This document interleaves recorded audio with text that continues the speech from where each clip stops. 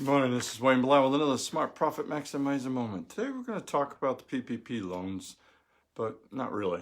One thing, just there was more money put in. So if you missed on the first round, definitely might want get your application in like yesterday. I'm serious. Whenever this thing is signed, the first time it disappeared in about 10 days, 2 weeks. I'll be surprised if this one lasts a week. I mean, there's a couple reasons for it. More people are familiar with it. A lot of the banks are now up and running. The SBA has their act together more. I mean, they were hitting the ground running. The ink on the bill was barely dry.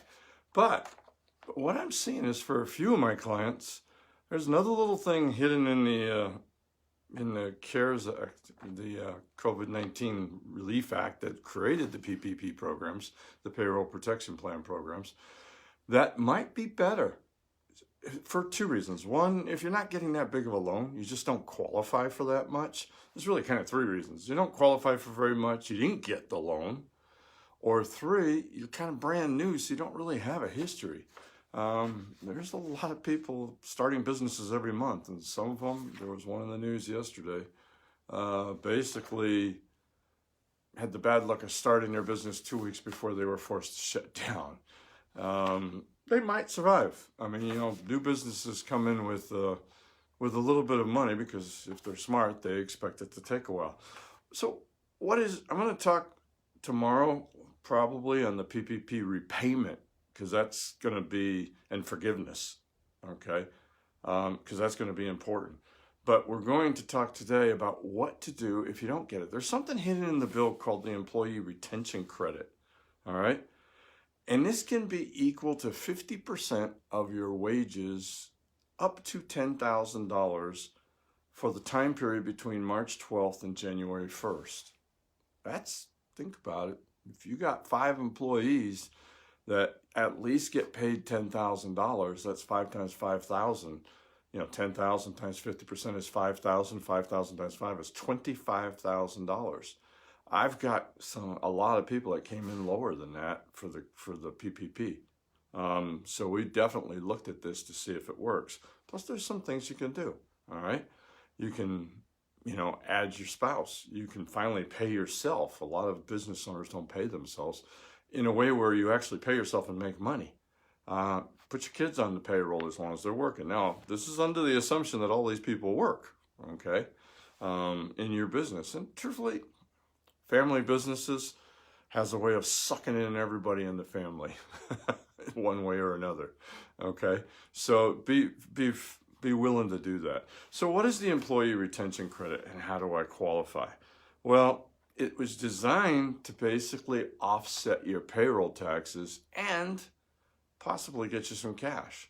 So it's perfect. One of the problems with the PPP program is once I get funded, at that moment, the clock starts, all right? And I have 8 weeks to spend the money, or it turns into a loan. And it's an all right loan, it's 1%, but it's like usually have to be paid back over 18 months. It says 2 years, but it's 2 years from the time you get the money, 6 months to decide if you're going to repay it, then 18 months thereafter. So yeah, it's a lifeline, but not necessarily the right one if your business is closed down, all right? And you're not sure when you're going to be able to open.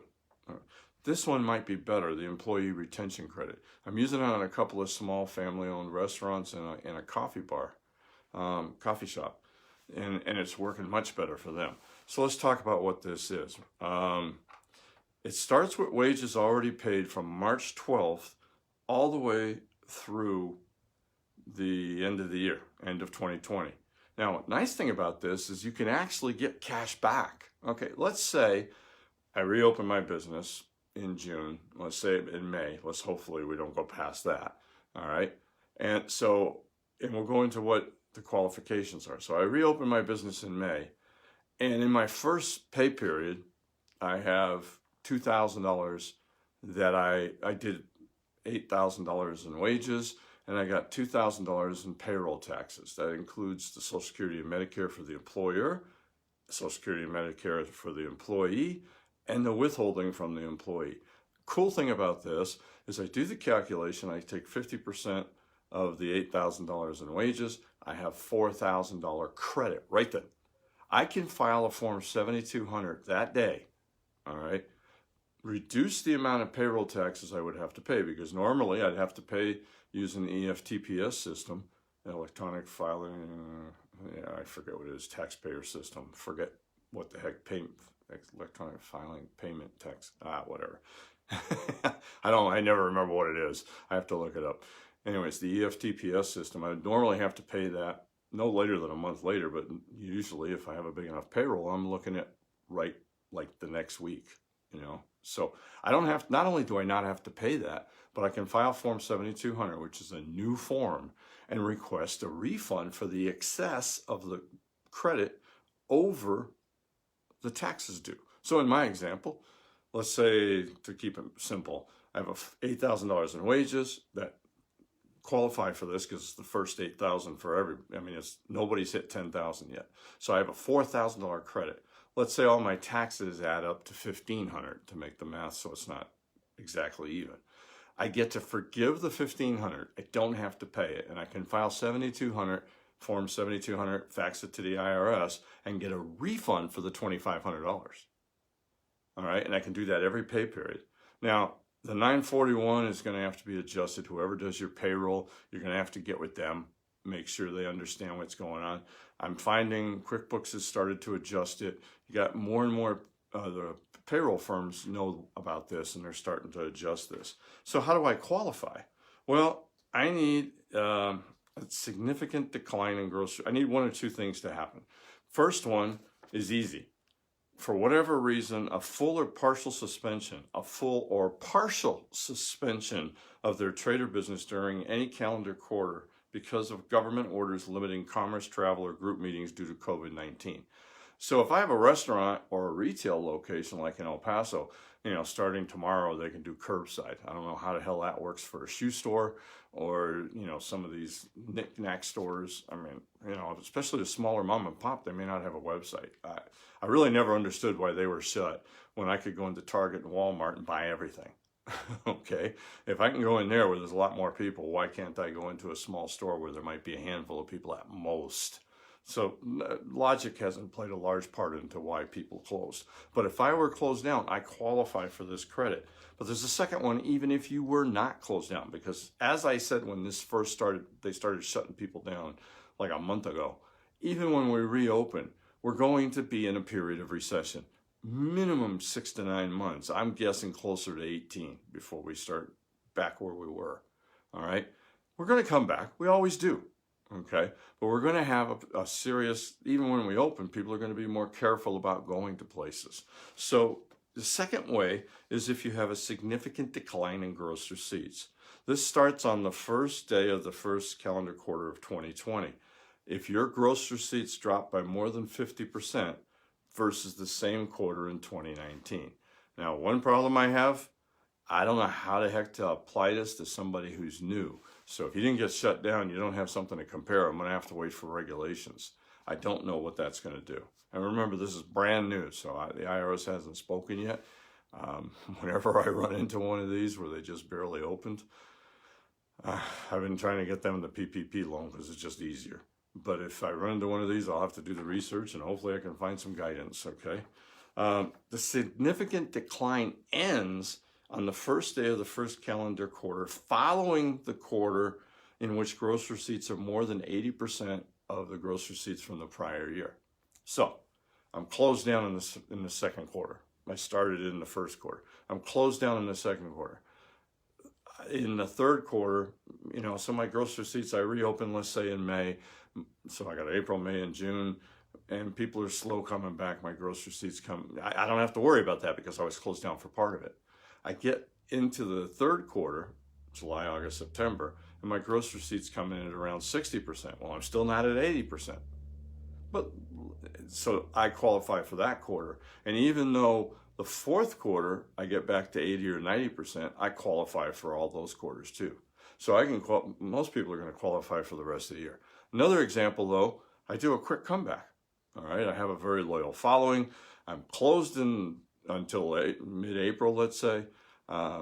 So mid-May, So I have the first quarter qualify right away because I was closed. The second quarter, I come up to 60%. Well, I had less than 50% because I was closed in the second quarter. I didn't hit 80%. Well, let's say I do. Let's change because otherwise I want to have the same thing. Let's say in the third quarter, July, August, and September, my loyal following comes back. I'm like at 90%. I still get to qualify on that because I don't end it until the following quarter that I hit 80%. I know a little complicated, but what it basically means is I'm going to hit I'm going to be able to get this credit for wages for each employee up to $10,000 for the second and third quarter in this example, but not the fourth because I was at over 80% in the third quarter. Complicated? Yes. The 7200 is a one-page form. The instructions are 6 or 7 pages long. Typical IRS. But can it be worth it? Oh yeah. Oh yeah. You need a little bit more bookkeeping. You don't have to file the 7200 every time you get paid. You can wait until the 941 gets done and take the credit there. But that kind of seems crazy to me. I mean, most of you, if you were forced to shut down or you have that big of a reduction, you're better off getting the credit every time you do pay period. I don't know how you're going to get paid. It doesn't say that in there. But since everybody who has payroll has an EFTPS account where you had to put your bank account information, my guess is that's what they're going to use to give you the credit, the amount of the wage credit above the payroll taxes you owe. Another nice thing about this, it's not a loan. You don't have to worry about, qualifying, getting it forgiven. I don't have to do a forgiven application. I don't have to keep receipts, nothing. If I qualify, I qualify. All right. Need to keep the paperwork, need to make sure I have the backup. It's going to, in case it's looked at, like, did I really have a 50% drop? You're going to have all that crap. Okay.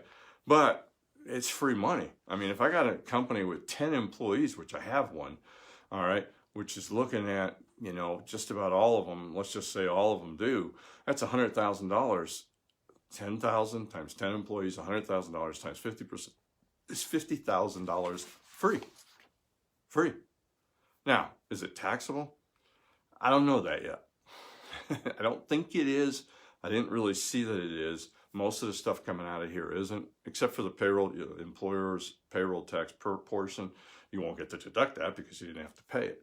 But that's not a big part of this. So this isn't, I'll be honest with you, I've explained this to a few bookkeepers and a couple of accountants, and this slipped right by. A lot of people didn't see this, all right, because the PPP took all our pressure. I mean, I spent 2 to 3 weeks, almost 3 weeks, helping, 50 plus of my clients get on the PPP program. Then I started looking at this for the ones that were too small or didn't qualify for whatever reason or missed the boat. If they missed the boat, I'm going to look at this. So if they have a situation where they didn't qualify, I'm going to look at this. So this is complicated. Get with your accountant. Find somebody who knows what the hell they're doing here. Call me. I mean, I've been studying this pretty hard and actually implementing it now. All right. So, I mean, you can call me, text me, hit me with a message. Be happy to talk this over with you and see if it helps. Hey, until next time, this is Wayne Blau. Keep your chin up, man. It's going to get better. We're going to come out the other end. Keep your chin up. We're going to talk about, okay, once we get done with all these tax breaks and free money, that's just a Band-Aid. They threw you out a lifeline. All right. It's up to you whether you get back up, get on your feet, dust yourself off and get to work. And we're going to get on that subject pretty soon. All right. Hey, until next time, this is Wayne Blau saying, let's make this our most profitable year ever. Thank you very much.